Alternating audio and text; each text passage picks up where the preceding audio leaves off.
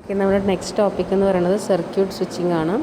Circuit സ്വിച്ചിങ്ങിൽ എന്താണെന്ന് നോക്കാം. Circuit switching ഒരു ജസ്റ്റ് പറഞ്ഞ കണക്ഷൻ ക്രിയേറ്റ് ചെയ്യാൻ ഉപയോഗിക്കുന്നതാണ് സർക്യൂട്ട് സ്വിച്ചിങ് ആയാലും പാക്കറ്റ് സ്വിച്ചിങ് ആയാലും മെസ്സേജ് സ്വിച്ചിങ് എല്ലാം അങ്ങനെ തന്നെയാണ്. അതിൽ സർക്യൂട്ട് സ്വിച്ചിങ്ങിൽ എങ്ങനെയാണ് നടക്കുന്നത് വെച്ചെങ്കിൽ ഒരു ഫിസിക്കൽ കണക്ഷൻ, രണ്ട് ഡിവൈസസ് തമ്മിലുള്ള ഫിസിക്കൽ കണക്ഷൻ ക്രിയേറ്റ് ചെയ്യുക എന്നുള്ളതാണ് സർക്യൂട്ട് സ്വിച്ചിങ്ങിൽ നടക്കുന്നത്. അത് രണ്ട് കമ്പ്യൂട്ടേഴ്സ് തമ്മിലാവാം, അല്ലെങ്കിൽ ഫോൺസ് തമ്മിലാവാം, എങ്ങനെ വേണമെങ്കിലും ആവാം. അങ്ങനെ ആ കണക്ഷൻ ക്രിയേറ്റ് ചെയ്തിട്ട് പാത്ത് പ്രോപ്പർ ആക്കുക എന്നുള്ളതാണ് സർക്യൂട്ട് സ്വിച്ചിങ് ചെയ്യുന്നത്. ഈ സർക്യൂട്ട് സ്വിച്ചിങ്ങിൽ നമ്മൾ n നമ്പർ ഓഫ് ഇൻപുട്ട്സ് ഉണ്ടെങ്കിൽ m നമ്പർ ഓഫ് ഔട്ട്പുട്ട്സ് ആയിരിക്കും നമ്മൾ സാധാരണ ഉണ്ടാവുക.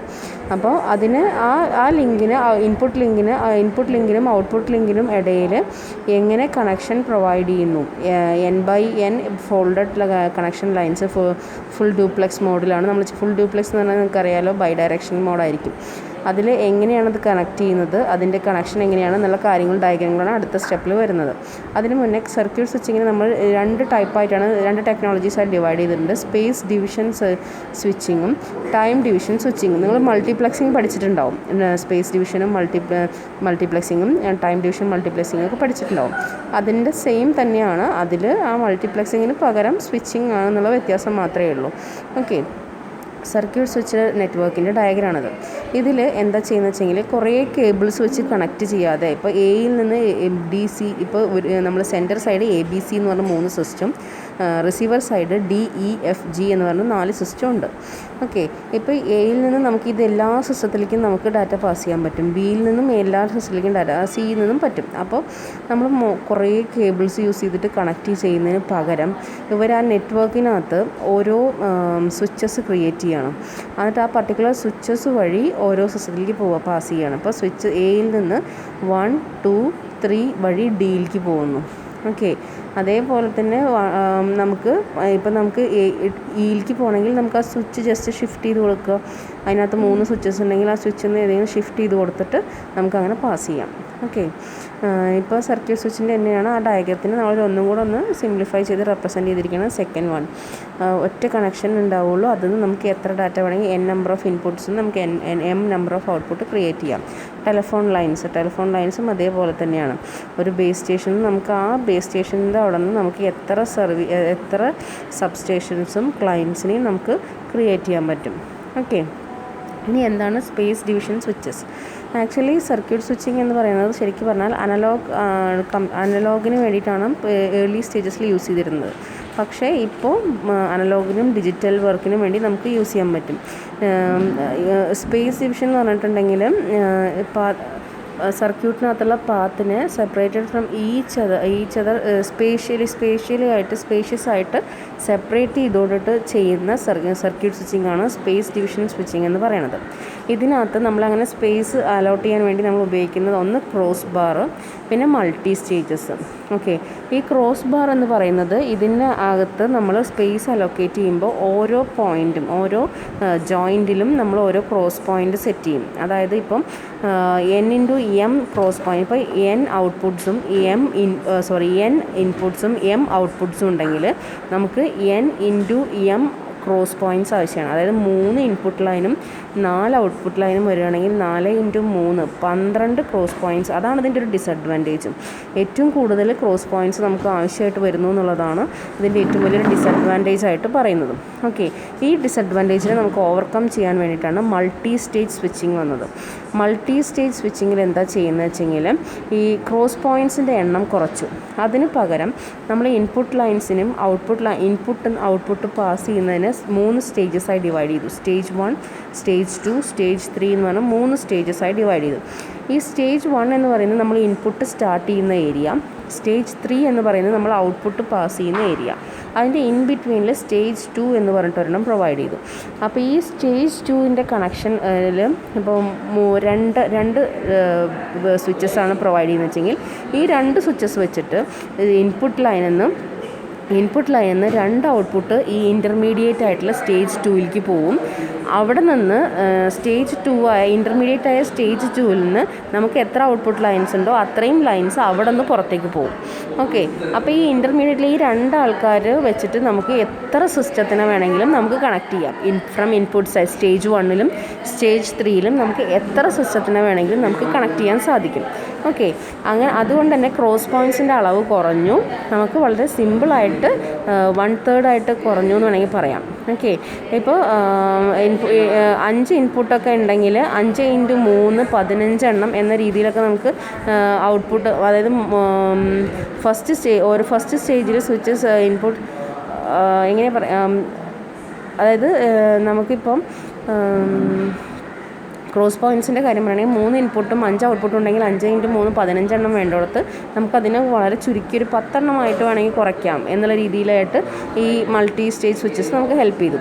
ഇനി മൾട്ടിപ്പിൾ പാത്ത് എന്ന് പറഞ്ഞിട്ടുണ്ടെങ്കിൽ മൾട്ടി സ്റ്റേജ് സ്വിച്ചിങ് തന്നെ കണക്ട് ചെയ്യാൻ വേണ്ടിയിട്ട് അതിനെ pair of linked devices connect ചെയ്യാൻ വേണ്ടിയിട്ട് നമുക്ക് പല റൂട്ട്സ് ഉപയോഗിക്കാം. ഇതിൽ ഈ ഡയഗ്രത്തിൽ ഫസ്റ്റ് ഓപ്ഷൻ നോക്കിക്കോളൂ. ഇപ്പോൾ ഇൻപുട്ട് ലൈൻ 4th ഇൻപുട്ട് ലൈനിൽ നിന്ന് നമ്മൾ വഴി ഔട്ട്പുട്ട് 9th ഔട്ട്പുട്ട് ലൈനിലാണ് നമുക്ക് ഔട്ട്പുട്ട് പ്രൊഡ്യൂസ് ചെയ്യുന്നത്. അപ്പോൾ അതിനെ നമുക്ക് എന്ത് ചെയ്യാം, ഈ ഇൻ്റർമീഡിയറ്റ് ലെവലിലുള്ള സെക്കൻഡ് സ്വിച്ച് വഴി നമുക്ക് പാസ് ചെയ്യാം. ഓക്കെ, ഇനി സെക്കൻഡ് ഓപ്ഷൻ എന്ന് പറയുമ്പോൾ സെയിം തന്നെ നമുക്ക് ഇൻ്റർമീഡിയറ്റ് ലിങ്ക് ആയിട്ടുള്ള സ്റ്റേജ് 2ൽ ഫസ്റ്റ് സ്വിച്ച് വഴി നമുക്ക് ഔട്ട്പുട്ട് പാസ് ചെയ്യാം. അപ്പോൾ നമുക്ക് ഏത് കേബിൾ വേണമെങ്കിലും നമുക്ക് ഓപ്റ്റ് ചെയ്യാം. ക്രോസ് പോയിൻറ്റ്സ് പോലെ ഏതെങ്കിലും പർട്ടിക്കുലർ ക്രോസ് പോയിൻറ്റ്സ് വഴി പാസ് ചെയ്യണമെന്നോ അങ്ങനത്തെ ഒരു ഓപ്ഷനൊന്നുമില്ല, നമുക്ക് ഏത് വഴി വേണമെങ്കിലും പാസ് ചെയ്യാം.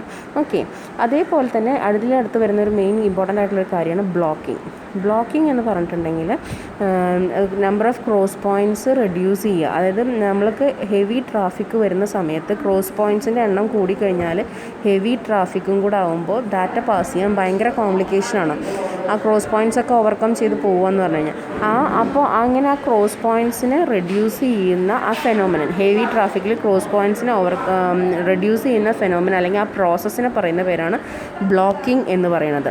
ഇതുമൂലം നമുക്ക് അതായത് നമ്മളിപ്പം ക്യൂവിൽ നിൽക്കുമ്പം ഒന്നിൽ കൂടുതൽ ഡാറ്റ ഇങ്ങനെ വന്നുകൊണ്ടിരിക്കുകയാണ്, പക്ഷേ പ്രോസസ്സ് വളരെ സ്ലോ ഡൗൺ ചെയ്തിട്ടാണ് പോകുന്നത് എങ്കിൽ നമുക്ക് ഒരുപാട് സമയം വെയിറ്റ് ചെയ്യാം. അപ്പോൾ അങ്ങനെയുള്ള സമയത്ത് എറർ വരാതിരിക്കാനൊക്കെ ആയിട്ട് നമ്മൾ എന്ത് ചെയ്യും, ടെമ്പററി ആയിട്ട് വരുന്ന ഡാറ്റേനെ കുറച്ച് നേരത്തേക്ക് ബ്ലോക്ക് ചെയ്ത് നിർത്തും.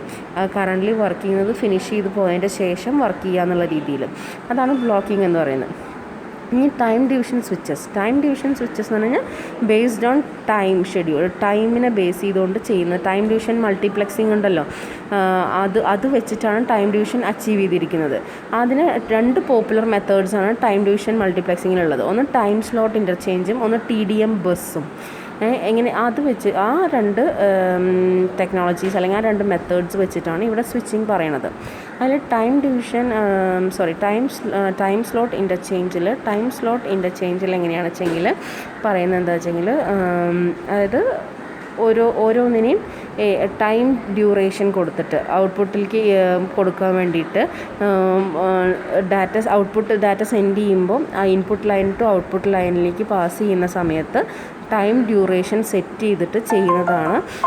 ഒരു ടൈം സ്ലോട്ട്സ് ആയിട്ട് ഡിവൈഡ് ചെയ്തിട്ട് ചെയ്യുന്നതിനെയാണ് നമ്മൾ എന്ത് പറയുന്നത്, ടൈം സ്ലോട്ട് ഇൻ്റർചേഞ്ച് എന്ന് പറയുന്നത്. Time slot interchange in to link TSI changes the ordering of slots based on the decide കണക്ഷനെ ബേസ് ചെയ്തിട്ടാണ് എന്ത് ചെയ്യുന്നത്, സ്ലോട്ട് ഓർഡർ ചെയ്യുന്നത്.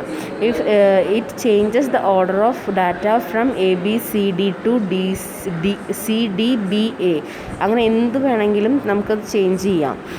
Okay, now when the demultiplexer separates the slots, it passes them into proper output. അതായത് നമ്മൾ കൊടുക്കുന്ന അതേ രീതിയിൽ തന്നെ ഡാറ്റ പോയിക്കൊള്ളണമെന്നില്ല. ബേസ്ഡ് ഓൺ പ്രയോറിറ്റി അല്ലെങ്കിൽ ബേസ്ഡ് ഓൺ ടൈം പ്രയോറിറ്റീനനുസരിച്ച് നമ്മൾ പോകുന്ന ഡാറ്റ ഷഫിൾ ചെയ്ത് ചേഞ്ച് വരും. ഓക്കെ, സ്വിച്ചിങ് ഒന്നും നടക്കാണ്ട് ഡാറ്റ പാസ് ചെയ്യുന്നത് ഇങ്ങനെയാണ്. കാരണം ആദ്യം A പോകുന്നു, പിന്നെ B പോകുന്നു, C പോകുന്നു. അപ്പോൾ ആ ടൈം പോകുന്നിട്ട് അവിടെ പോയി ABCD എന്ന് പറഞ്ഞാൽ റിസീവ് ആവുന്നു. ഇനി ടൈം സ്ലോട്ട് നമ്മൾ അപ്ലൈ ചെയ്യുമ്പോൾ നമ്മളിവിടെ ABCD എന്ന് പറഞ്ഞ് പോകുന്നുണ്ട്. ഫസ്റ്റ് A ആണ്, B ആണ്, C ആണ്, അങ്ങനെയാണ് പോയിരിക്കുന്നത്. ഈ ടൈം സ്ലോട്ട് നമ്മൾ അപ്ലൈ ചെയ്യുമ്പോൾ ടൈം സ്ലോട്ട് പ്രകാരം ഫസ്റ്റ് പ്രയോറിറ്റി കിടക്കുന്നത് Cക്കാണ്, പിന്നെ D, പിന്നെ A, B അങ്ങനെയാണ് കിടക്കുന്നത്. അപ്പോൾ ആ ഓർഡറിലായിരിക്കും ഡാറ്റ റിസീവ് ആവുക. സിസ്റ്റം 1ലേക്ക് Cയും സിസ്റ്റം 2ലേക്ക് D, സിസ്റ്റം 3ലേക്ക് A, സിസ്റ്റം 4ലേക്ക് B അങ്ങനെ പറഞ്ഞിട്ട് ആവും. ഇതിൽ എന്താണൊരു പ്രശ്നം വെച്ചെങ്കിൽ ഫസ്റ്റ് ടൈം സ്ലോട്ടിൻ്റെ ഒരു പ്രശ്നം എന്ന് പറഞ്ഞാൽ നമ്മൾ അയക്കുന്ന ഡാറ്റ ആദ്യം റാമിൽ സ്റ്റോർ ചെയ്യും. റാമിൽ സ്റ്റോർ ചെയ്തിട്ട് അവിടെ നിന്നാണ് കൺട്രോൾ യൂണിറ്റ് അതിനെടുത്ത് പ്രോസസ്സ് ചെയ്യുന്നത്, എന്നിട്ടാണ് ഔട്ട്പുട്ട് പാസ് ചെയ്യുന്നത്. അപ്പോൾ ഈ വരുന്ന ഡാറ്റ എല്ലാം റാമിൽ സ്റ്റോർ ചെയ്ത് പറഞ്ഞു പോകണോണ്ട് ഇവിടെ ടൈം ഡിലേ എന്നൊരു പ്രോബ്ലം വരും. എന്താണ് ടൈം ഡിലേ എന്നൊരു പ്രോബ്ലം ഇവിടെ വരും. അതാണ് ഇതിൻ്റെ ഒരു ഡിസഡ്വാൻറ്റേജ് പറയുന്നത്. ഓക്കെ, അടുത്ത TDM ബസ്. TDM എന്ന് പറഞ്ഞാൽ ടൈം ഡിവിഷൻ മൾട്ടിപ്ലക്സിങ് ബസ്. അതെന്താണെന്ന് വെച്ച് കഴിഞ്ഞാൽ ഒരു സിംപ്ലിഫൈഡ് ഫോമാണ്. ഇൻപുട്ട് ലൈൻസും ഔട്ട്പുട്ട് ലൈൻസൊക്കെ ഹൈ സ്പീഡ് ബസ്സുമായിട്ട് കണക്ട് ചെയ്തിട്ടുണ്ടാവും. അതുവഴിയാണ് ഡാറ്റ പാസ് ചെയ്യുന്നത്. ഓരോ ടൈം സ്ലോട്ട് ഓരോ എൻഡിലും ഓരോ ഗേറ്റ് ഫിക്സ് ചെയ്തിട്ടുണ്ടാവും. ആ ഗേറ്റ് ക്ലോസും ഓപ്പണും ഡാറ്റ പാസ് ചെയ്യുന്നതനുസരിച്ച് ഇൻപുട്ട് പാസ് ചെയ്ത് കഴിഞ്ഞാൽ അത് ക്ലോസ് ചെയ്ത്, ഔട്ട്പുട്ട് പാസ് ചെയ്ത് കഴിഞ്ഞാൽ അത് ക്ലോസ് ചെയ്ത്, അങ്ങനെയാണ് പോകുന്നത്. ഓക്കെ, ഇപ്പോൾ ഇവിടെ നിന്ന് നമ്മൾ ഡാറ്റ പാസ് ചെയ്യുന്നു, ഇൻപുട്ട് ലൈൻസ് ഡാറ്റ പാസ് ചെയ്യുന്നു. ഇപ്പോൾ 1ൽ കൂടെ ഡാറ്റ പാസ് ചെയ്യുന്ന സമയത്ത് 1ൻ്റെ ഔട്ട്പുട്ട് സ്ലോട്ട് മാത്രം ഓപ്പൺ ആവുള്ളൂ, ബാക്കിയെല്ലാം ക്ലോസ് ആയിരിക്കും. അങ്ങനെ ഇപ്പോൾ 1ൽ നിന്ന് 3ലേക്കാണ് നമ്മൾ 1 എന്ന ഇൻപുട്ട് ലൈനിൽ നിന്ന് 3 എന്ന ഔട്ട്പുട്ട് ലൈനിലേക്കാണ് ഡാറ്റ പാസ് ചെയ്യുന്നത് വെച്ചെങ്കിൽ 1ഉം 3ഉം മാത്രം ക്ലോസ്ഡ് ആയിരിക്കും. അത് പാസ് ചെയ്ത് ബാക്കിയെല്ലാം അത് മാത്രം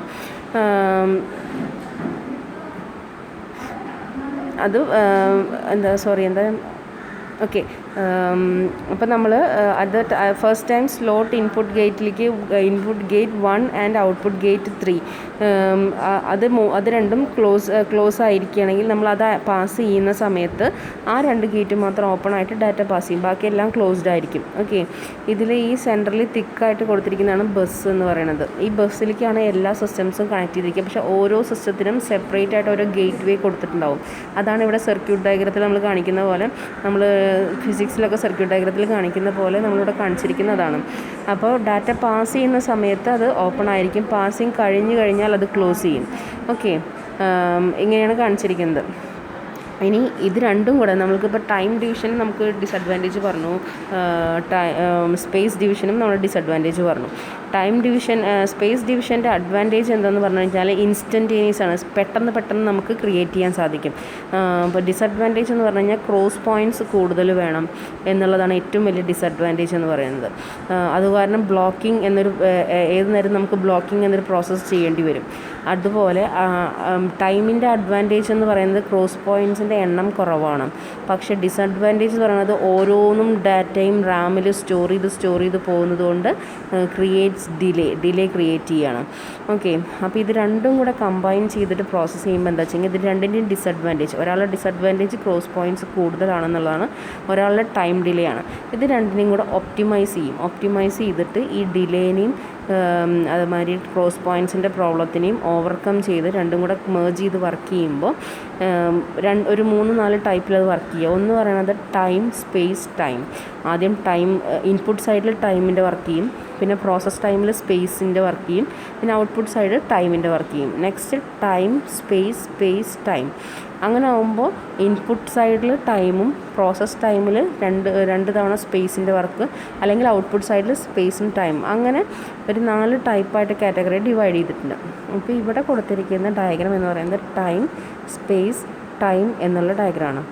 ടൈം, സ്പേസ്, ടൈം എന്ന് പറയുന്ന ഡയഗ്രത്തിൽ ഇതിൽ ഫസ്റ്റ് പാസ് ചെയ്തിരിക്കുന്നത് അതായത് ആദ്യത്തെ സെക്ഷൻ എന്ന് പറയുന്നത് ടൈമിനെ ബേസ് ചെയ്തുകൊണ്ടാണ്, ടൈം സ്ലോട്ടിനെ ബേസ് ചെയ്തുകൊണ്ട് ഡാറ്റ പാസ് ചെയ്യും. അവിടെ നിന്ന് പിന്നെ പ്രോസസ്സ് നടക്കുമ്പോൾ സ്പേസ് ഡിവിഷനും പാസ് ചെയ്യുമ്പോൾ ടൈം സ്ലോട്ട് കണ്ടില്ലേ, ഡാറ്റ സ്റ്റോർ ചെയ്യുന്ന കാര്യങ്ങളൊക്കെ കാണിച്ചിരിക്കുന്നുണ്ടല്ലേ, ആ ഡയഗ്രത്തിന് ഷോർട്ടായി കാണിച്ചിരിക്കുകയാണ്. 3 ഇൻപുട്ട് വരുന്നുണ്ട്. അത് കഴിഞ്ഞിട്ട് ക്രോസ് പോയിൻറ്റ്സ് ഒക്കെ വെച്ചിട്ട് അവിടെ നിന്ന് സ്പേസ് ഡിവിഷനൊക്കെ പ്രോപ്പറായിട്ട് വർക്ക് ചെയ്തിട്ട് അവിടെ നിന്ന് എന്ത് ചെയ്യും, സ്പേസിൽ ടൈം ഡിവിഷൻ്റെ പ്രോസസ്സിലേക്ക് തന്നെ പാസ് ചെയ്തിട്ട് ഔട്ട്പുട്ട് പ്രൊഡ്യൂസ് ചെയ്യും. ഓക്കെ, ഇനി അതിനൊരു ബെസ്റ്റ് എക്സാമ്പിളായിട്ടാണ് പബ്ലിക് സ്വിച്ച് ടെലിഫോൺ നെറ്റ്വർക്ക് എന്ന് പറഞ്ഞിട്ട് പറയുന്നത്. പബ്ലിക് സ്വിച്ച് ടെലിഫോൺ നെറ്റ്വർക്ക് എന്നുള്ളത് ഫസ്റ്റ് ഇൻട്രൊഡ്യൂസ് ചെയ്തത് എവിടെയായിരുന്നു, നോർത്ത് അമേരിക്കയിലായിരുന്നു ഫസ്റ്റ് ഇൻട്രൊഡ്യൂസ് ചെയ്തിട്ടുണ്ടായിരുന്നത്. ഇതിനെ ഒരു 5 സെക്ഷനായിട്ട് ഡിവൈഡ് ചെയ്ത് 5 ക്ലാസ്സസ് ആയിട്ട് ഡിവൈഡ് ചെയ്തിട്ടുണ്ട്. ക്ലാസ് 1 എന്ന് പറയുന്നത് റീജിയണൽ ഓഫീസ്, അത് മെയിൻ ഓഫീസാണ്. ക്ലാസ് 2 എന്ന് പറയുന്നത് സെക്ഷണൽ ഓഫീസ്. സെക്ഷണൽ വെച്ചാൽ അവരുടെ സബ്ബായിട്ട് വരുന്ന ഓഫീസസാണ്. ക്ലാസ് 3 എന്ന് പറയുന്നത് പ്രൈമറി ഓഫീസ്, പിന്നെയും അവരുടെ സബ്. ക്ലാസ് 4 എന്ന് പറയുന്നത് ടോൾ ഓഫീസ്. ലാസ്റ്റ് ക്ലാസ് 5 എന്ന് പറഞ്ഞാൽ end office, then local loop എന്ന് പറഞ്ഞാൽ ക്ലയൻസ്. ഇപ്പോൾ ഈ എൻഡ് ഓഫീസായിരിക്കും നമ്മുടെ ലോക്കൽ സ്മോൾ ഏരിയ ടൗണിലൊക്കെ വരുന്നത്. പിന്നെ അതായത് നമ്മളിപ്പോൾ ടെലിഫോൺ എക്സ്ചേഞ്ച് എടുത്തു കഴിഞ്ഞാൽ BSNLൻ്റെ ഓഫീസ് നമ്മുടെ ഏരിയയിൽ ഉണ്ടായിരിക്കും. അവിടെ നിന്നായിരിക്കും നമ്മുടെ വീടുകളിലേക്കുള്ള കണക്ഷൻസ്, ആ ഏരിയയിലുള്ള വീടുകളിലേക്ക് കണക്ഷൻ വരിക. അപ്പോൾ ഈ BSNLന് കണക്ഷൻ എവിടെ നിന്നാണ് വരുന്നത്? അതിൻ്റെ തൊട്ട മുകളിലത്തെ, അതായത് ടോൾ ഓഫീസിൽ നിന്നായിരിക്കും വരിക. അതായത് ഇപ്പം നമ്മുടെ ഡിസ്ട്രിക്റ്റ് വൈസിൽ അവിടെ നിന്നായിരിക്കും നമുക്ക് കണക്ഷൻ വരുന്നുണ്ടാവുക, അല്ലെങ്കിൽ താലൂക്കിലെ മെയിനായിട്ടുള്ള അവിടെ നിന്നായിരിക്കും വരുന്നുണ്ടാവുക. ആ താലൂക്കിലെ മെയിനായിട്ടുള്ള അവിടെ നിന്ന് എന്ത് ചെയ്യും, ഡിസ്ട്രിക്ട് ലെവലിലുള്ളതായിരിക്കും പ്രൈമറി ഓഫീസ് എന്ന് പറയുന്നത്. ഈ ഡിസ്ട്രിക്ട് ലെവലിലുള്ളതിൻ്റെ മെയിൻ ഓഫീസ് എന്താണ്? സ്റ്റേറ്റ് ലെവലിലുള്ളതാണ്, അത് സെഷണൽ ഓഫീസ് എന്ന് പറയുന്നത്. സ്റ്റേറ്റ് ലെവലിന് മെയിനായിട്ടുള്ളത് എവിടെയായിരിക്കും? സെൻട്രൽ ഓഫീസായിരിക്കും, അതാണ് റീജിയണൽ ഓഫീസ് എന്ന് പറയുന്നത്. അങ്ങനെ സബ്ബായി ഡിവൈഡ് ചെയ്തുകൊണ്ടുള്ളതാണ് നമ്മുടെ സർക്യൂട്ട് സ്വിച്ചിങ് എന്ന് പറയുന്നത്. ഓക്കെ, അതിന് സർക്യൂട്ട് സ്വിച്ചിങ്ങിന് ബെസ്റ്റ് എക്സാമ്പിളാണ് നമ്മളീ പറയുന്ന PSTN എന്ന് പറയുന്നത്. ഓക്കെ,